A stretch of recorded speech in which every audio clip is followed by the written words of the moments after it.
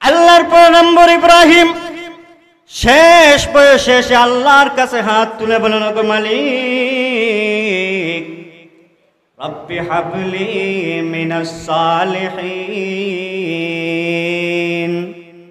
ওগো আল্লাহ, আপনার কাছে আমি নেককার সন্তান চাই, আমাকে আপনি নেককার সন্তান দান করেন।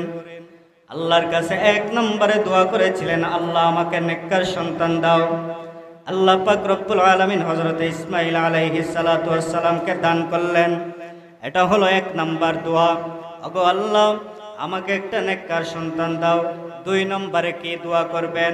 আল্লাহর পয়গম্বর ইব্রাহিম আলাইহিস সালাতু ওয়াস সালাম তাও আমাদেরকে শিখায়া গেছেন। আল্লাহ রব্বুল আলামিন ইব্রাহিমের ওই দোয়াগুলাকে কোরআনে কারীমের মধ্যে এনে দিয়ে কিয়ামত পর্যন্ত আনেওয়ালা উম্মতের জন্য শিক্ষা রেখে দিয়ে গেছেন। এক নম্বরে দোয়া হলো, আল্লাহ আমাকে নেককার সন্তান দান করো। দুই নম্বরে দোয়া কি করেছিলেন? আল্লাহর পয়গম্বর ইব্রাহিম আলাইহিস সালাতু ওয়াস সালাম যখন সন্তান পেয়ে গেলেন, সন্তান পেয়ে যাওয়ার পরে ইব্রাহিম পয়গম্বর ইসমাঈল আলাইহিস সালাতু ওয়াস সালাম যখন কিছু বড় হলেন, অল্প একটু বড় হলেন, আল্লাহ তাআলা ঘোষণা করে দিলেন, ওগো ইব্রাহিম, আমি আল্লাহর ওয়ার্ডার, তোমার সন্তান এবং তোমার স্ত্রীকে বনবাসের মধ্যে রেখে দিয়ে আসবা। ওগো ইব্রাহিম, এমন একটা জায়গায় তুমি রেখে দিয়ে আসবা যেই জায়গার মধ্যে কোনো মানুষ নাই, পানি নাই, প্রাণী নাই। ওগো ইব্রাহিম, এমন একটা জায়গার মধ্যে রেখে দিয়ে আসবা যেই জায়গার মধ্যে মানুষের কোনো লোক সমাগম নাই। ওগো ইব্রাহিম, এমন একটা জায়গার মধ্যে তোমার স্ত্রী এবং সন্তানকে তুমি রেখে দিয়ে আসবা। আল্লাহ তাআলা অর্ডার করলেন, হুকুম করলেন, কিন্তু ইব্রাহিম পয়গম্বরের অন্তরে সন্তানের জন্য কি পরিমাণ দরদ। একজন মানুষ যদি শেষ বয়সে এসে 40-45 বছরে যদি এসে সন্তানের বাবা হয়, ওই সময় যদি আল্লাহ বলেন, কোনো মানুষ যদি বলে তোমার সন্তানটাকে আমাকে তুমি একবারে দিয়ে দাও, ওই বাবার অন্তরে কেমন কষ্ট লাগবে।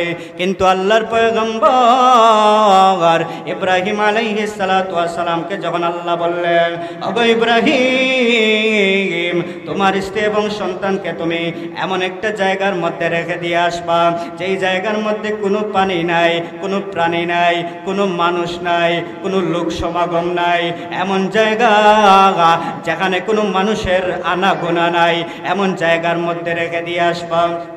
ইব্রাহিম পয়গম্বর উনি তো হলেন খলিলুল্লাহ, আল্লাহর পয়গম্বর ইব্রাহিম আলাইহিস সালাতু ওয়াস সালাম।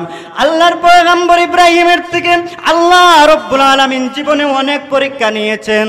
অনেক পরীক্ষা নিতে নিতে আল্লাহ তাআলা ইব্রাহিমকে খলিলুল্লাহ উপাধি দিয়েছিলেন।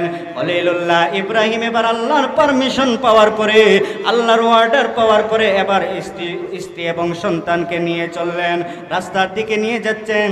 কত বড় পরীক্ষা!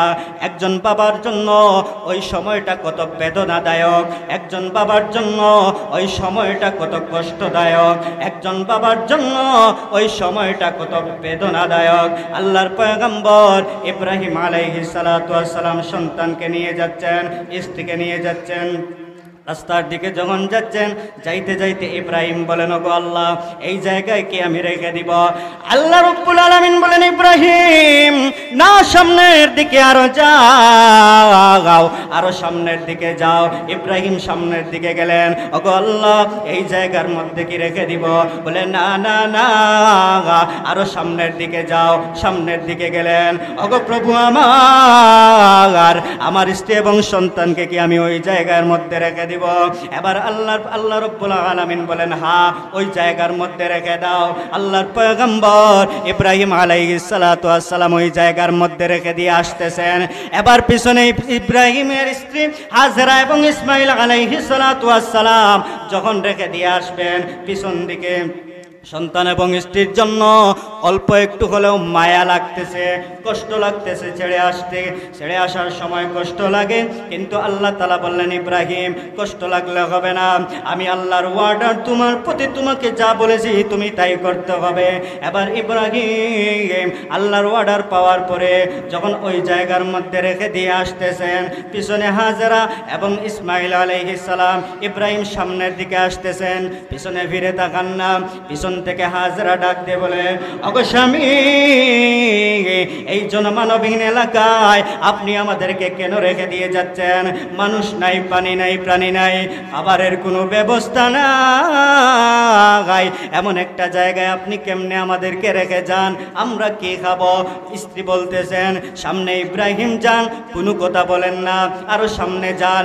এবার আল্লাহর পয়গম্বর ইব্রাহিম আলাইহিস সালাতু ওয়াস সালামের স্ত্রী হাজরা ডাক দিয়ে বলেন, প্রাণের স্বামী আমার, আপনি যে আমাদেরকে এই জায়গায় রেখে দিয়ে যাচ্ছেন, স্বামী গো, আল্লাহ কি আপনাকে এই জায়গায় রেখে দেওয়ার জন্য অনুমতি হুকুম করেছেন, অর্ডার করেছেন? এবার ইব্রাহিম পয়গম্বর পিছনের দিকে তাকাইলেন, ওগো স্ত্রী, হ্যাঁ মহান আল্লাহ তোমাদেরকে ওই জায়গার মধ্যে রেখে দেওয়ার জন্য অর্ডার করেছেন, এই জন্য আমি তোমাদেরকে রেখে যাচ্ছি। এবার ইব্রাহিম পয়গম্বরের কথা শোনার পরে স্ত্রী, কেমন নবী আর কেমন নবীর স্ত্রী হাজরা, এবার হাজরা ডাক দিয়ে বলেন, ওগো স্বামী আমার,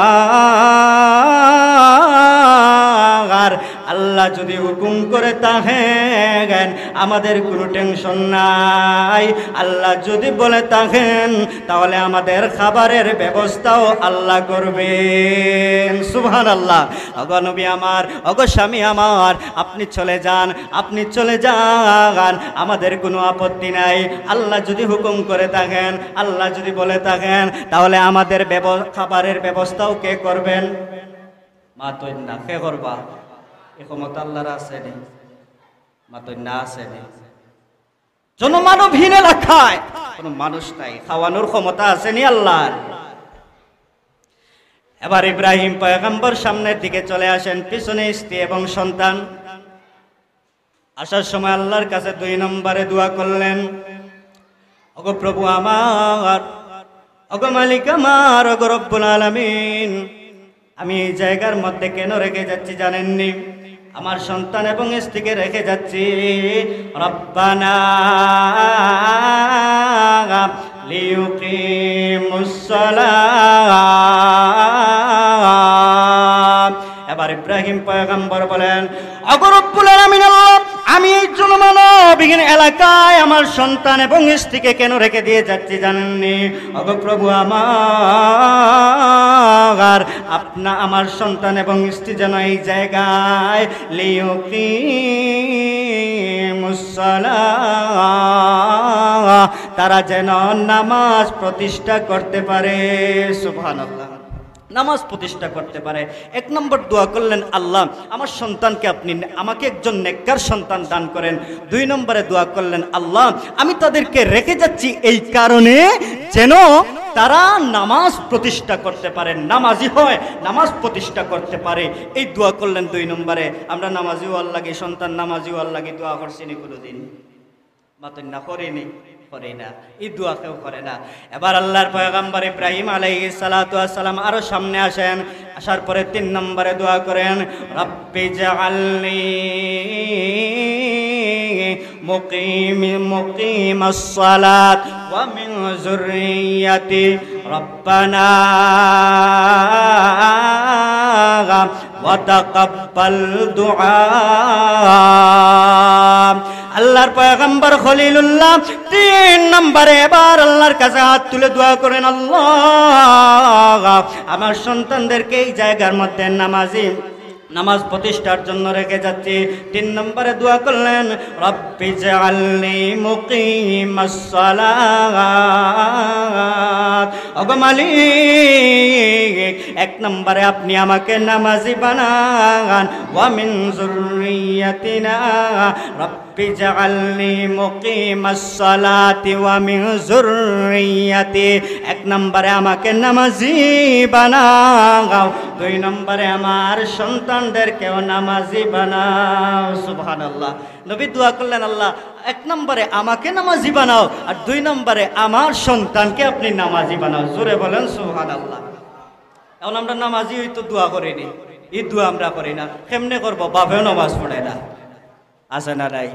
বাপেও নামাজ পড়ে না, সন্তানের লাগে নামাজের দোয়া করতো কিতা, ইটা দোয়া করে না। দোয়া করে, আল্লাহ আমার সন্তানের একটা ব্যবসা প্রতিষ্ঠান খুলছে, তারে আরো একটা ব্যবসা প্রতিষ্ঠানের মালিক বানাও। একটা গাড়ি কিনছে, আরো একটা গাড়ি কেনার তৌফিক দান করো। এই দোয়া করে। কিন্তু ইব্রাহিম আলাইহিস সালাম আমাদেরকে শিখাইয়া গেলেন, আল্লাহ আমাদের জন্য শিক্ষা রাখলেন, আল্লাহ শিক্ষা রাখলেন কিয়ামত পর্যন্ত আনেওয়ালা উম্মত যারা, তাদের জন্য শিক্ষা রাখলেন যে সন্তানের জন্য দোয়া করতে হবে, যেন আমার সন্তানকে আল্লাহ আপনি নামাজি বানাও, নামাজি হওয়ার দোয়া আল্লাহর কাছে করতে হবে। সন্তানের বাবা হইলাম কিন্তু দোয়া করলাম না, এইভাবে কাজ হবে না। তো আদর্শবান সন্তান গঠন হবে না, চরিত্রবান সন্তান গঠন হবে না, দিনদার সন্তান গঠন হবে না। আদর্শবান সন্তান গঠন করতে হলে, বানাতে হলে দোয়া ছাড়া কোনো বিকল্প নাই। ইব্রাহিম আলাইহিস সালাম শিখিয়ে দিয়েছেন, 3 নম্বরে দোয়া করলেন, আল্লাহ আমার সন্তানকে আপনি আমাকে নামাজি বানাও, আর আমার সন্তানটাকেও আপনি নামাজি বানাও। এবার আল্লাহর পয়গম্বর ইব্রাহিম আলাইহিস সালাতু ওয়াস সালাম চলে আসতেছেন।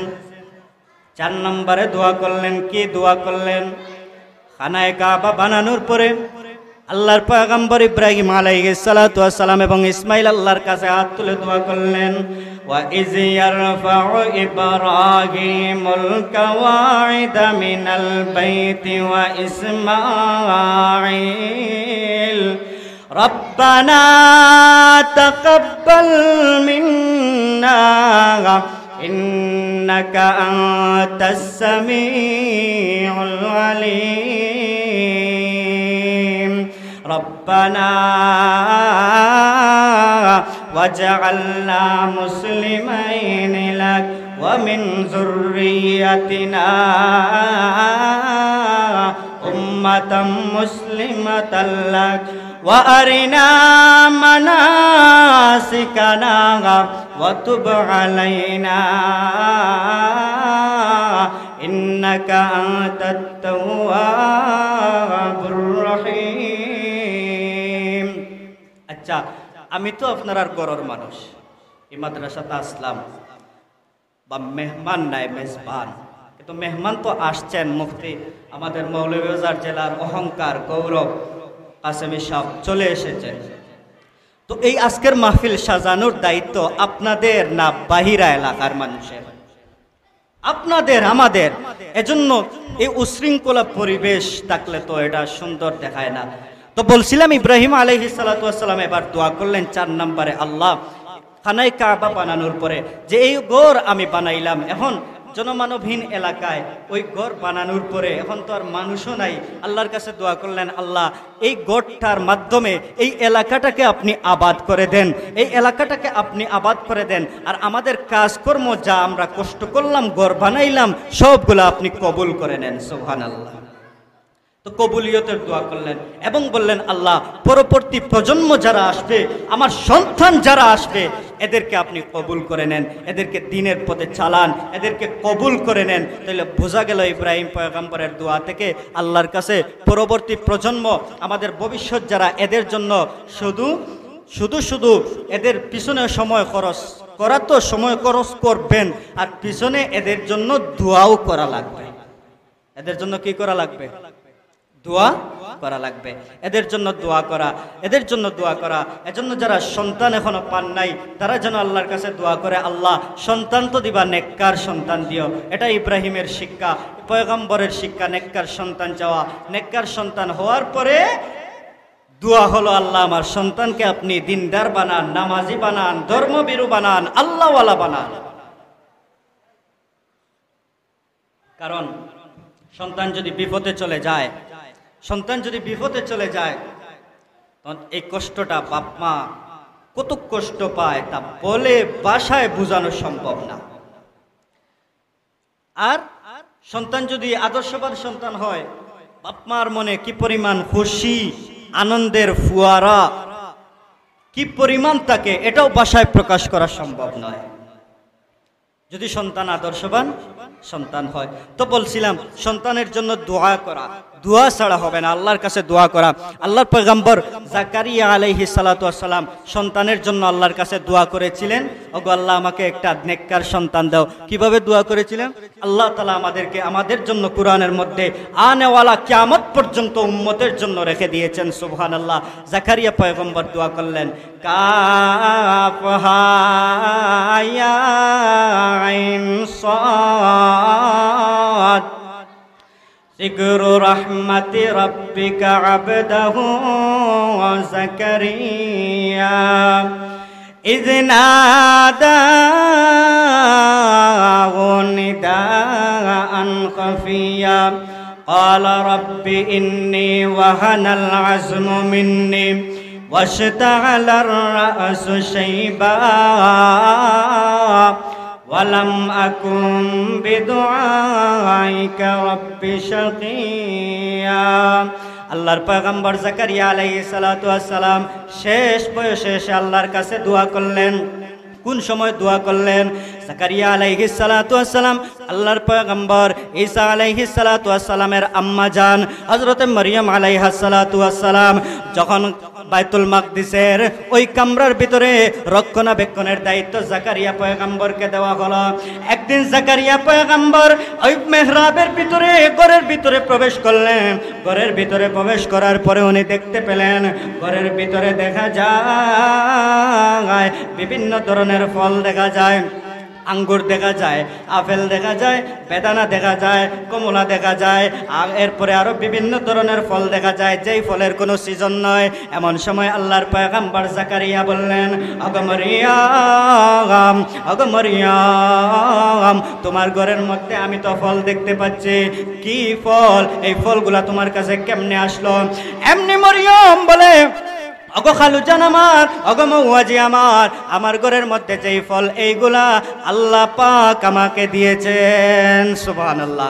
এখন জাকারিয়া যখন দেখলেন আল্লাহ পাক ফল দিয়েছেন, আনমৌসুমে ফল, তখন মনে মনে আইল রে আল্লাহ, জাকারিয়ারে যদি আনমৌসুমে আল্লাহ ফল দিতে পারে, তা আমি তো বুড়া দুড়া হয়ে গেছি, এখন তো বুড়া কালো তো আর সন্তান পাওয়া সম্ভব না, আর কেমনেও বা মানুষের সামনে জোরে জোরে দোয়া করতাম। হইরা যে নিদা আন খাফিয়া, গোপনে গোপনে আল্লাহর কাছে দোয়া করলেন, আল্লাহ মরিয়মরে যদি আনমৌসুমে ফল দিতে পারো, তে আমি তো বুড়ো হয়ে গেছি। রব্বি ইন্নী ওয়াহানাল আজমু মিন্নি ওয়াশতাআলার রাসু শাইবা, আল্লাহ আমার সাদা চুল সাদা হয়ে গেছে, চামড়া ঢিলা হয়ে গেছে, শরীরের হাড্ডিগুলা দুর্বল হয়ে গেছে, বার্ধক্যে উপনীত হয়ে গেছি। ওগো আল্লাহ পাক, মরিয়মকে আনমৌসুমে ফল দিতে পারলে আমার বিশ্বাস আপনি আমাকেও আনসিজনে সন্তান দিতে পারেন। সুবহানাল্লাহ। কে দোয়া করলেন? জাকারিয়া আলাইহিস সালাম। ওগো আল্লাহ, যদি এমনই হয় আমাকে একজন নেককার সন্তান দাও। তখন আল্লাহ পাক সুসংবাদ দিলেন, ইয়া জাকারিয়া ইন্না নুবাশশিরুকা বিগুলাম ইসমুহু ইয়াহইয়া লাম নাজআল লাহু মিন ক্বাবলু সামিয়া। আল্লাহ তাআলা সুসংবাদ দিলেন, ওগো পয়গম্বর জাকারিয়া, তুমি আমার কাছে দোয়া করেছিলে আমি যেন তোমাকে একজন সন্তান দান করি, একজন নেককার সন্তান তোমাকে যেন আমি দান করি। ওগো জাকারিয়া, ইন্নী নুবাশশিরুকা বিগুলাম, আমি তোমাকে একজন নেককার পুণ্যবান সন্তানের সুসংবাদ দিলাম। ইসমুহু ইয়াহইয়া, নাম রেখে দিলাম ইয়াহইয়া। লাম নাজআল লাহু মিন ক্বাবলু সামিয়া। ওগো জাকারিয়া, নেককার সন্তান দিলাম এবং নামও আমি রেখে দিলাম ইয়াহইয়া। ইতিপূর্বে এর আগে আমি আল্লাহ ইয়াহইয়া নাম কারো রাখি নাই। সুবহানাল্লাহ। জাকারিয়া দোয়া করলেন, আল্লাহ নেককার সন্তান দাও, বুড়ো হয়ে গেছি, বুড়া খালো নেককার সন্তান, একজন নেককার সন্তান চাইছে বলে আল্লাহ নেককার সন্তান দেও। আল্লাহ নেককার সন্তানের সুসংবাদ দিলেন বলে সুসংবাদ গ্রহণ করো, আমি আল্লাহ তোমাকে একজন নেককার সন্তানের সুসংবাদ দিলাম, নামও রাখলাম ইয়াহইয়া। লাম নাজআল লাহু মিন ক্বাবলু সামিয়া, ইতিপূর্বে এর আগে আমি ইয়াহইয়া নাম আর কারো রাখি নাই। সুবহানাল্লাহ। এবার বুঝা গেল আল্লাহর কাছে সন্তান শুধু চাইলেই হয় না, নেককার সন্তান চাওয়া লাগে। কি চাওয়া লাগে? নেককার সন্তান চাওয়া লাগে। এখন নেককার সন্তান চাইলেন, সন্তানও হলো, এখন আপনার জন্য দায়িত্ব কি? এক নাম্বার দায়িত্ব আপনার উপর, এক নাম্বার কর্তব্য আপনার উপর। আপনি সন্তানকে আদর্শবান সন্তান হিসাবে যদি গড়ে তুলতে চান, এক নাম্বার দায়িত্ব আপনার উপর, আপনি আপনার সন্তানকে একজন আদর্শবান মা উপহার দিবেন, একজন নেককার মা। রাসূলুল্লাহ বলেন, মেয়েদের মহিলাদের 4টা গুণ দেখে তোমরা বিয়া করো। কয়টা গুণ? মাতুন না, কয়টা গুণ? 4টা গুণ। কয়টা গুণ? 4টা গুণ। 4টা গুণ দেখে বিয়া করো। ওলি মালিহা, ওলি দিনিহা, ওলি জামালিহা, ওলি হাসাবিহা। আল্লাহর নবী বলেন 4টা গুণ। 1 নম্বর তার মাল দেখো, তার বংশ দেখো, তার দিন কি আছে, দিনদারিত্ব কেমন আছে দেখো, তার সৌন্দর্য দেখো। এই 4টা গুণ রাসূলুল্লাহ বলেন ফাজফার বিজাতিদ দিন, তোমরা দিনকে প্রাধান্য দাও। যদি বাকি 3টা নাও মিলে আর যদি দিনদারি মিলে যায় তাহলে তোমরা বাকি 3টার দিকে আর তাকাইও না, দিনদারি দেখে বিয়া করো। কিন্তু এখন আমাদের বিয়ে এমন হয়ে গেছে, এখন আমরা দিনদারির ফাত্তাও দেই না। আগে এক সময় দেখা যাইতো আমাদের মা চাচি যারা ছিলেন তাদের মুখ থেকে আমরা শুনছি, দাদিদের মুখ থেকে শুনছি, বিয়া শাদীত কন্যা বেটিরে দেখা তাইলে পয়লা জিকাইতো কিতা গো মাই কুরআন শরীফ পড়ছ, জিকাইছেন না জিকাইছে না, কিতা গো মাই কুরআন শরীফ পড়ছ নেই, কয় খতম দিছ, নামাজ পড়তে পারনি, তে ফজরের নামাজ কয় রাখাত, ওটা জিকাইতো। আর এখন ইতা নাই, এখন ইতা কিতা নাই। নেককার সন্তান আপনি কেমনে আশা করেন? কিভাবে আপনি নেককার সন্তান আশা করেন? প্রথমেই আপনার গলদ, আপনি আপনার সন্তানের জন্য মা নির্ধারণ করতে ভুল করেছেন। আপনি সুন্দরকে প্রাধান্য দিয়েছেন, সম্পদকে প্রাধান্য দিয়েছেন, তার বংশ তার গোত্রকে আপনি প্রাধান্য দিয়েছেন, দিনদারিত্ব প্রাধান্য দেন নাই। আপনি কেমনে নেককার সন্তান আশা করেন? 1 নাম্বার, তাকে একজন নেককার মা উপহার দিতে হবে। 2 নম্বরে আপনার উপর দায়িত্ব, আপনার সন্তানকে জন্ম দেওয়ার আগে হালাল খানা খেয়ে জন্ম দিতে হবে। আপনি হারামখোর হবেন, আপনার সন্তানও হারামখোর হবে। আপনি সুদ খাইবেন, আপনার সন্তান সুদ খাইবে। আপনি ঘুষ খাইবেন, আপনার সন্তানও বড় হয়ে ঘুষ খাবে। আপনি দিনদার হবেন, আপনার সন্তানও দিনদার হবে। এজন্য হালাল ভক্ষণ করে, হালাল গাজা পেটে ঢুকাইয়া আপনার সন্তানকে জন্ম দেন। 2 নম্বর। 3 নম্বর হলো আপনার সন্তান দুনিয়াতে আগমন করার পূর্বে সর্বপ্রথম বাপমার উপর 1 নম্বর, দুনিয়াতে আগমন করার পূর্বে 1 নম্বর দায়িত্ব হলো তার ডান কানে আজান আর বাম কানে একামত দিয়ে আল্লাহর একত্ববাদের কথা তার কানের মধ্যে পুশ করা, আল্লাহর একত্ববাদ তার কানের ভিতরে ঢুকাইয়া দেওয়া, আল্লাহর একত্ববাদের সাক্ষী তার দিমাগে ঢুকাইয়া দেওয়া, তার মাথায় ঢুকাইয়া দেওয়া। এখন আমাদের হয়েছে কি, আজান তো দেই পরে দিতে দেরি হয়, সর্বপ্রথম সন্তান আসার পরে আমাদের কাজটা এমন হয়ে গেছে, আমরা ছবি তুলিয়া ফেসবুকে আপলোড দেই, আমি প্রথম সন্তানের বাবা হইলাম, আমি প্রথম সন্তানের মা হইলাম। এটা হচ্ছে দুনিয়াতে আসার পরে আমাদের দায়িত্ব, ফেসবুকে আপলোড দে, আমি প্রথম সন্তানের বাবা হইলাম, আমি প্রথম সন্তানের মা হইলাম। অথচ বাবা মার প্রতি সন্তানকে আদর্শবান বানাতে হলে 1 নম্বর দায়িত্ব হলো দুনিয়াতে আসার পরে প্রথমেই তার ডান কানে আজান আর বাম কানে ইকামত দেওয়া। তবেই আশা করা যায় সন্তানটা অন্তত পক্ষে বড় হয়ে নাস্তিক হবে না, মুরতাদ হবে না, ধর্মদ্রোহী হবে না, ইসলাম বিদ্বেষী হবে না, নাস্তিক হবে না, মাদ্রাসা বিদ্বেষী হবে না, মসজিদ বিদ্বেষী হবে না, উলামা বিদ্বেষী হবে না। এটা অন্তত আশা করা যায়। তো দুনিয়াতে আসার পরে 1 নম্বর দায়িত্ব কি? সন্তানের ডান কানে আজান, বাম কানে ইকামত দেওয়া। 2 নম্বর দায়িত্ব হলো 7 দিনের মাথায় তার মাথা মুন্ডন করে চুল পরিমাণ, চুলের ওজন পরিমাণ রূপা সদকা করে দেওয়া। এটা 2 নম্বর। 3 নম্বর হলো 7 দিনের মাথায় অথবা 14 দিনের মাথায় অথবা 21 দিনের মাথায় সন্তানের জন্য আকিকা করা। কিতা করা? আকিকা। আমরা সিলেটি ভাষায় যেটা হয় আকিজা বা সৈটা, আকিকা করা। 7 দিনের মাথায় আপনি পারলেন না, 14 দিনের মাথায় করেন, পারলেন না 21 দিন, পারলেন না পরবর্তীতে যেদিন আপনি স্বাবলম্বী হবেন তখন আপনি আকিকা করিয়েন। এটা হলো 3 নম্বর হক দুনিয়াতে আসার পরে বাপমার উপর সন্তানের। 4 নম্বর হক হলো আপনার সন্তান যখন 7 বছরে উপনীত হবে তখন আপনার উপর হক হলো আপনার সন্তানকে নামাজের তাগিদ দেওয়া। কিতার তাগিদ দেওয়া? তারার ইতাও আজ তারার দরকার নাই, ইতাও আজ তারার দরকার নাই, তারার দরকার নাই। মসজিদ আল্লাহর ঘর।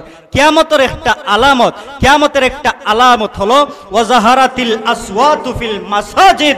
রাসূলুল্লাহ বলেন কিয়ামতের একটা আলামত হলো মসজিদের মধ্যে সুরগুল করা। মসজিদের মধ্যে শুরগুল করা কিয়ামতের একটা আলামত।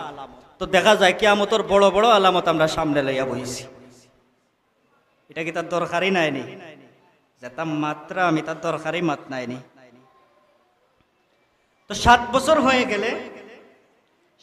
হয়ে গেলে আপনার সন্তানকে নামাজের তাগিদ দেওয়া, কিন্তু আপনি বাবা হয়েছেন ঠিকই, আপনি বুকের মধ্যে হাত দিয়ে বলেন কতদিন আপনি আপনার সন্তানকে নামাজের তাগিদ দিয়েছেন? কতদিন দিয়েছেন? নাই, নামাজের তাগিদ দেন নাই। 4 নম্বর গুণ, 4 নম্বর হক।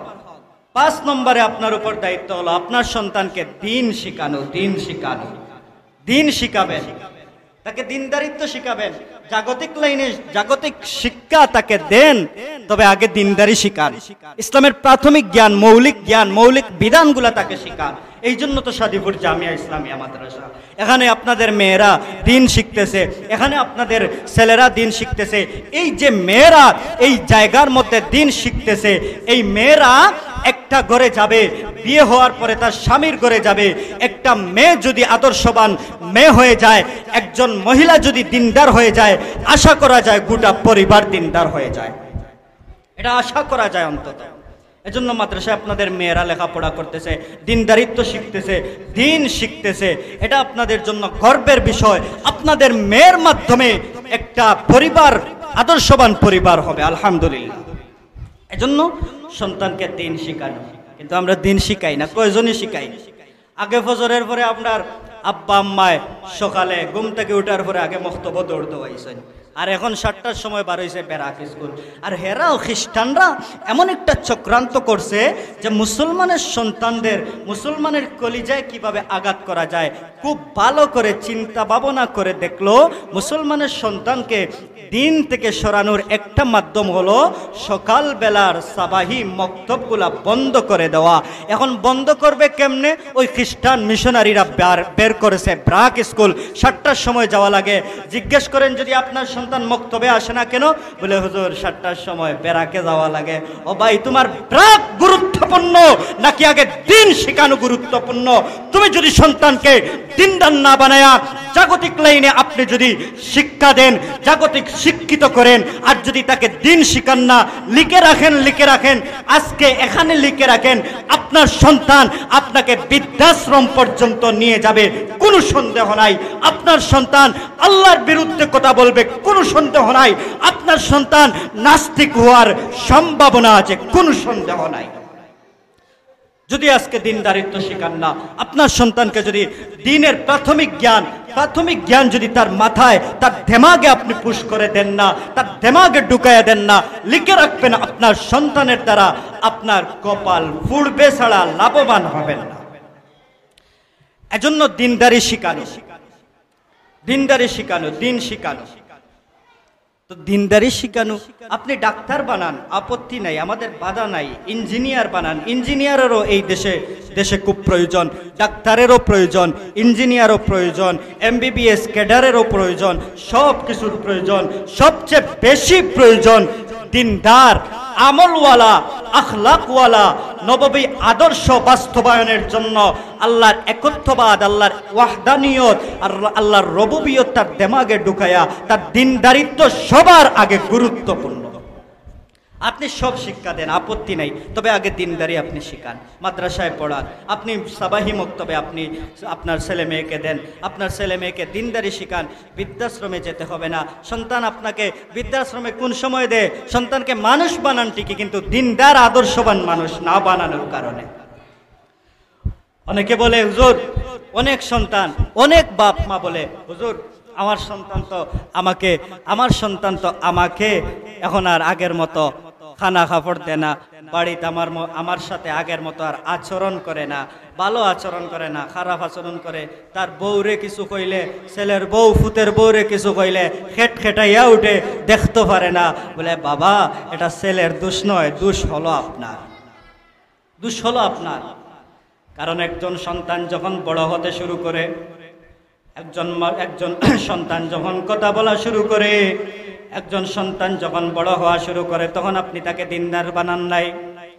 আপনি তার জন্য সব করেছেন, রাতকে দিন বানিয়েছেন, দিনকে রাত বানিয়েছেন, তার পেটের মধ্যে খাবার দেওয়ার জন্য, লেখাপড়া করানোর জন্য। মানুষের বাড়িতে আপনি কাজ করেছেন, আপনার সন্তানকে মানুষ বানানোর জন্য আপনি মানুষের বাড়ি বাড়ি গিয়ে কাজ করেছেন, ঠেলা চালাইছেন, ভ্যান চালাইছেন, লেখাপড়া করাইছেন, জাগতিক শিক্ষায় শিক্ষিত করেছেন, আপনার সন্তানকে জাগতিক শিক্ষায় শিক্ষিত করেছেন, কিন্তু দিনদারি শিখান নাই, যার কারণে আপনার সন্তান বড় হয়ে আপনার কথা শুনে না।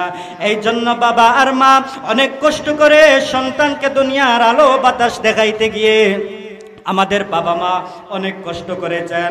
মায়ের পেটের মধ্যে আমরা যখন ছিলাম আমাদের মা কত কষ্ট করেছেন, এরপরে দুনিয়াতে আসার পরে আমার বাবা আমাদের জন্য কত কষ্ট করেছেন। বাবা নিজে ছিঁড়া কাপড় পরছেন, পরিধান করেছেন খারাপ, পরিধান করেছেন বা খারাপ খারাপ কাপড়, ছিঁড়া কাপড় পরিধান করছেন, কিন্তু সব সময় চাইছেন আমার সন্তানটা যেন ভালো কাপড় পরিধান করে। বাবা দিন আনে দিন খায়, দিন আনে দিন খায়, তবু তার সন্তানকে লেখাপড়া শেখানোর জন্য, আদর্শবান মানুষ বানানোর জন্য কত কষ্ট করে, কত পরিশ্রম করে। কিন্তু দেখা যায় বড় হওয়ার পরে সন্তানে তার কথা শোনে না, সন্তানে মা বাবার কথা শোনে না, সন্তানে বাবাকে বৃদ্ধাশ্রমে রেখে দে, সন্তানে তার মার সাথে খারাপ আচরণ করে। এর এক নাম্বার কারণ হলো, ও বাবা আপনার সন্তানের দোষ নয়, আপনার সন্তানের দোষ নয়, এক নাম্বার দোষ হলো আপনি অভিভাবক গার্জেন্টের। কারণ আপনি সব শিখাইছেন, তাকে সব শিক্ষা দিয়েছেন, দুনিয়াতে কিভাবে পলিটিক্স করা যায়, দুনিয়াতে কিভাবে স্বাবলম্বী হওয়া যায়, দুনিয়াতে কিভাবে ব্যবসা একটার পর আরেকটা সামনের দিকে নিয়ে যাওয়া যায়, সব কিছু শিখাইছেন। কিন্তু আপনার সন্তানকে ইলমে দিন, প্রাথমিক শিক্ষা, ইসলামের মৌলিক বিধানগুলো শিখান নাই, তাকে আল্লাহ চিনান নাই, তাকে রসুল চিনান নাই, তাকে ইসলাম চিনান নাই। এই জন্য বড় হওয়ার পরে আপনার সন্তানও আপনার কথা শুনে না। এটা সন্তানের দোষ নয়, এটা হলো অভিভাবক আর গার্জেন্টের দোষ, অভিভাবকের দোষ। এজন্য এই মাদ্রাসা দিনদার আদর্শবান মা বানানোর মাদ্রাসা, দিনদার আদর্শবান মানুষ, দিনদার আদর্শবান মানুষ গড়ার ফ্যাক্টরি হচ্ছে এই মাদ্রাসা। আপনারা ছিলেন শুরু থেকে, সহযোগিতা করেছেন, আছেন বর্তমানে। এরপরে মাদ্রাসা হাঁটি হাঁটি পা পা করে আপনাদের সামনে দাওরায়ে হাদিস, দারুল হাদিস পর্যন্ত মাদ্রাসা হয়েছে। একটা কথা কি জানেন, যেই এলাকায় রসুলুল্লাহর হাদিস পড়ানো হয়, কালা কালা রসুলুল্লাহ পড়ানো হয়, ওই এলাকার সম্পর্ক হয়ে যায় সরাসরি রসুলুল্লাহর রওজায়ে আতহরের সাথে। সুবহানাল্লাহ। আর রওজায়ে আতহরের সম্পর্ক স্বয়ং আল্লাহর আরশে আজিমের সাথে। এবার আপনারা বুঝেন খুব ভালো করে, আপনাদের এলাকার সম্পর্ক কিন্তু আল্লাহর আরশে আজিমের সাথে। এই জন্য এই মাদ্রাসার পিছনে সময় ব্যয় করা, টাকা পয়সা ব্যয় করা, কষ্টদায়ক হলেও ব্যয় করবেন, সন্তান দিবেন, এতে করে আপনার সন্তানটা অন্তত পক্ষে আদর্শবান সন্তান হবে, আদর্শবান সন্তান হবে, দিনদার সন্তান হবে, ভালো একটা ভবিষ্যৎ প্রজন্ম আপনি উপহার দিতে পারবেন। এই আবদার, এই দাবি আপনাদের সামনে রাখলাম। যতটুকু আলোচনা করলাম অগুছালো আলোচনা, আল্লাহ আমাদের প্রত্যেককে বুঝার তৌফিক দান করুন। আমিন। ওয়া আখির দাওয়ানা আলহামদুলিল্লাহি রাব্বিল